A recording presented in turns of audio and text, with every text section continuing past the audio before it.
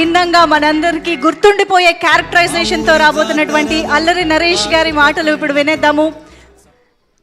అందరికీ నమస్కారం అండి. ఇక్కడికి వచ్చిన మీడియా మిత్రులకి అండ్ మా ఆర్టిస్టులు, టెక్నీషియన్స్ అందరికీ నమస్కారం. థ్యాంక్ యూ నాని వచ్చినందుకు. అండ్ ఇబ్బందిగా ఉంటుంది, ఎందుకంటే more like friend and family member. So నాకు ప్రతిసారి ఇలాగ థ్యాంక్ యూ చెప్పడం ఇబ్బందిగా ఉంటుంది. So but is always they for me. మా జర్నీ 2008లో ఒక ఈవెంట్లో కలిసాం. ఇంకా అక్కడి నుంచి మా ఫ్రెండ్షిప్ అలా ఇప్పుడు 16 years నుంచి కొనసాగుతుంది. And is always been supportive. Thank you for everything. Especially నా లో టైమ్స్లో ఉన్నప్పుడు నన్ను బాగా ఒక మనిషికి ఎవరికన్నా ధైర్యం కావాలి, ఆ ధైర్యం ఇచ్చింది నాని నాకు చాలాసార్లు. So thank you for that. And thank you for been a very good friend and very good well wisher for me. Guest కదా బాబాయ్, కొంచెం మాట్లాడాలి నీ గురించి. అలాగే అందరితో అంటే మా ఆర్టిస్టులతో మొదలు పెడతాను. Roshan, you have a very bright future. You are very talented actor. రాసి పెట్టుకోండి, 10 సంవత్సరాల తర్వాత ఈ అబ్బాయి పెద్ద స్టార్ అవుతాడు. అండ్ అంకిత్, బౌన్సర్స్ ఇంత తోసేసారన్నో, ఇప్పుడు బౌన్సర్స్ ఆపలేదన్నో, ఒక రోజు వస్తుంది బౌన్సర్స్ని అంటే నీ ముందు 4 బౌన్సర్స్ ఉంటారు, నిన్ను ఎవరు నీ దగ్గరికి రాకుండా చూసుకుంటానికి ఆ టైం కూడా వస్తుంది. Because you that fantastic actor. Jayaram గారు, అంటే ఆ క్యారెక్టర్ మీద కోపంతో అలా బిహేవ్ చేశాను, కానీ అంటే మీతోటి ఫ్రెండ్లీగా ఉంటే అంటే మా డైరెక్టర్ గారు ఏం చెప్పారంటే, సార్ ఆయన ఫాదర్గా అంటే ఆయన అంటే మీకు ఇష్టం ఉండదు సార్ అంటే మనకి ఆయన జనరల్గా కూడా ఏంటంటే నేను నవ్వుతుంటే, సార్ సీరియస్ సిచ్యువేషన్లో మీరు నవ్వకూడదు సార్, సీరియస్ సీన్ సార్, ఆ మూడ్ నుంచి బయటకు రావద్దు అన్నారు. సో అందుకని ఆ 3 రోజులు ఆ మూడ్లో ఉన్నాను కానీ మిమ్మల్ని ఇగ్నోర్ చేయాలని ఇది కాదు. It was pleasure working with you sir. And అలాగే ప్రవీణ్ గారు, మీ అందరు రాజు గారు అని పిలుస్తాను నేను. So very fantastic actor. And ఈ సినిమాలో చాలా మోడ్యులేషన్ కూడా చాలా కొత్తగా చేశాడు. అండ్ రాజా గారు, నా గురించి మాట్లాడలేదు కాబట్టి నేను కూడా మీ గురించి మాట్లాడదలుచుకోలేదు, ప్రీ రిలీజ్లో మాట్లాడతాను.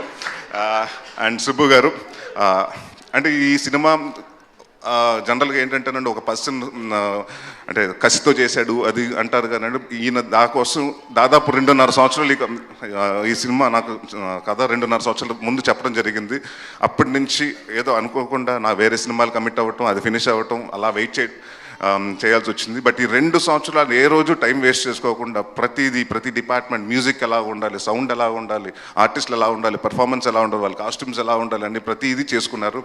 అండ్ ఆయన ఏదైతే కథ చెప్పారో అదే కథ తీశారు. ఎంత బాగా చెప్పారో అంత బాగా తీశారు. సో థ్యాంక్ యూ సుబ్బు గారు, my captain, love you. And to all the technicians, చోటా ప్రసాద్ గారికి, బ్రహ్మకడ్లి గారికి, రిచర్డ్ మా డిఓపి, ఈ విజువల్స్ ఇంత బాగా రావడానికి కారణం ఫాస్ట్గా అట్ ద సేమ్ టైం అంటే మేము 60 రోజులు అనుకున్న సినిమా 57 రోజుల్లో ఫినిష్ చేసాం.